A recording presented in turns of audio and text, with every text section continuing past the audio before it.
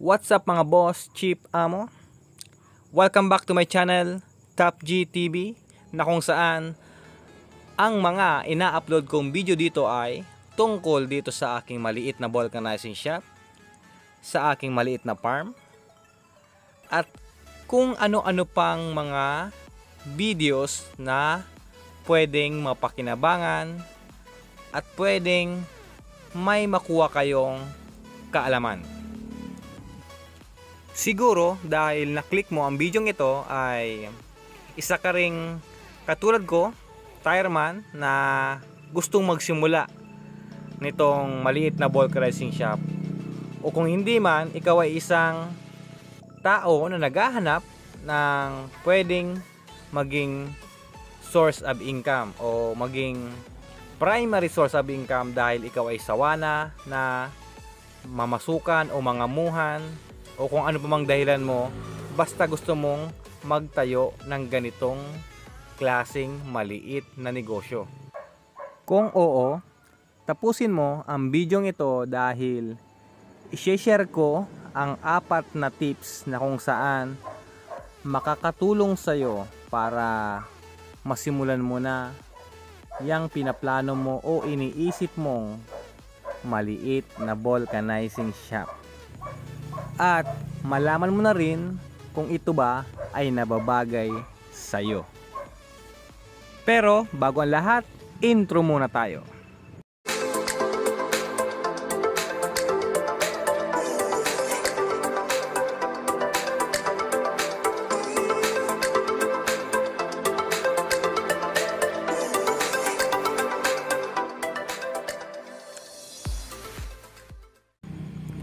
Tip number 1, skills o kaalaman sa pagbo-vulcanize. Ito ang masasabi kong pinaka-importante na sangkap bago ka magsimula ng iyong maliit na vulcanizing shop. Dahil kung magsisimula ka ng walang sapat na kaalaman, siguradong mahihirapan ka at posibilidad na ang iyong shop ay iyong isara. Ako kasi, bago ako nagtayo nitong maliit na vulcanizing shop, meron na talaga akong sapat na kaalaman.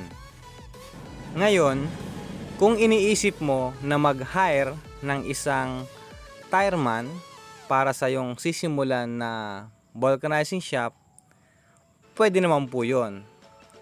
Pero, paano kung iwan ka ng iyong tireman? Dahil nga nagsisimula ka pa lang, hindi pa malakas yung kita. Paano kung iwan ka niya? Hindi ba't mamumroblema ka? Para sa akin, mas maigi pa rin na marunong kang mag-vulcanize ikaw mismo. Ngayon, kung hindi mo pa kaya, pag-aralan mo. O kaya, manood ka dito sa YouTube, marami ditong tutorial. O di kaya naman ay maghanap ka ng malaking vulcanizing shop at mamasukan ka doon. Kumuha ka ng experience. Kahit 1 taon. Basta sa tingin mo sapat na yung kaalaman mo, yun. Masasabi kong pwede ka nang magsimula ng isang maliit na vulcanizing shop. Tip number 2, kapital o puhunan. Siyempre, kailangan mo talaga ng pera na pampuhunan dahil bibili ka ng mga basic tools o kagamitan para sa iyong sisimulang maliit na vulcanizing shop. Hindi mo naman kailangan ng sobrang laking puhunan para makapagsimula nitong maliit na vulcanizing shop. Aaminin ko po sa inyo, ang aking pinuhunan lamang ay nasa halagang 20,000.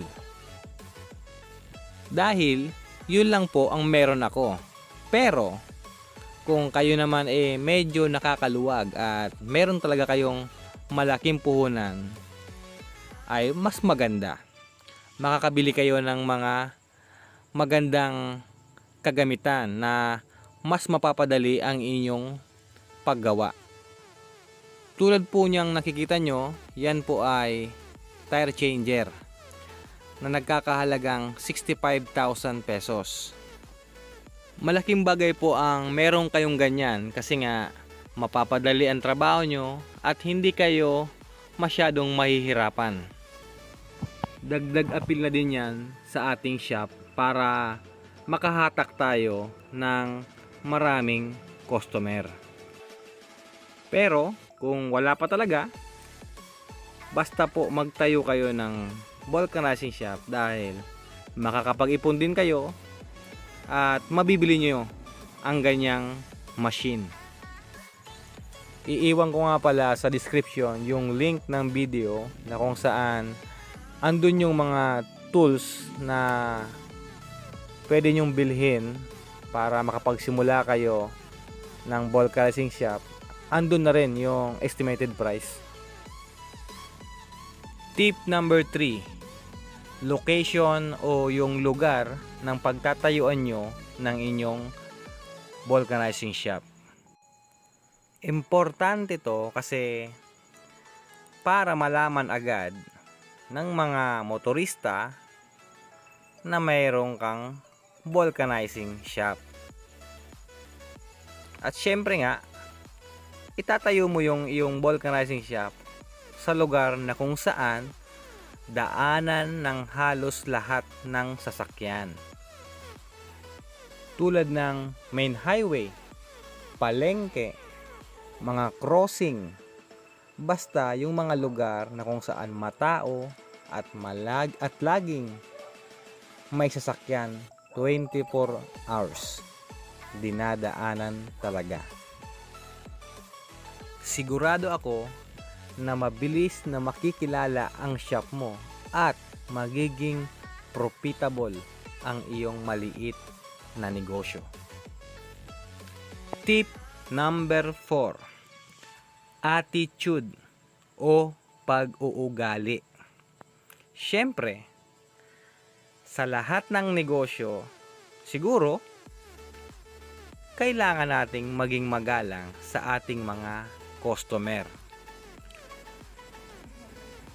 Ibahin nyo yung nakasanayan natin na customer is always right. Hindi yun.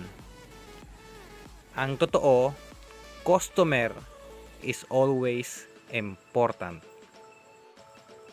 Ang trabahong vulcanizing ay madumi, mabaho, maalikabok, at higit sa lahat nakakapagod. Kaya minsan yung ating pasensya o yung ating init ng ulo ay mabilis tumaas. Lalo na kung magkaroon tayo ng customer na medyo maangas, medyo may ugali rin, walang pake. Kung makapagutos ay akala mo pati ikaw binayaran, hindi lang yung serbisyo mo. Kaya ang maipapayo ko, taasan natin ang ating pasensya at tayo ay laging mahinahon. Kapag yun ay na-apply natin, sigurado marami tayong customer at sigurado ring tayo ay babalik-balikan sakali man na sila ay ulit maplatan. At meron pa akong bonus na tip. At ito ang tip number 5. Try and try. Kahit ano pa man yang iniisip mong negosyo, hindi man yan vulcanizing shop o basta kahit ano man yan, subukan nyo. Huwag kayong mahiya. Huwag kayong mag-alinlangan. At huwag kayong matakot na mag-fail. Kasi sa mga fail na yan, meron at meron diyang siguradong magsasucceed. Oops, teka lang. Bago matapos tong video, baka pwede mo namang i-like at i-share mo din sa mga kakilala mo na nagbabalak na magsimula ng ganitong klaseng maliit na vulcanizing shop. At huwag mo na rin kalimutang mag-subscribe at hit mo na rin ang notification bell para ma-notify ka sa mga susunod ko pang i-upload na videos. Salamat at nakarating ka dito sa dulo. Thank you, thank you.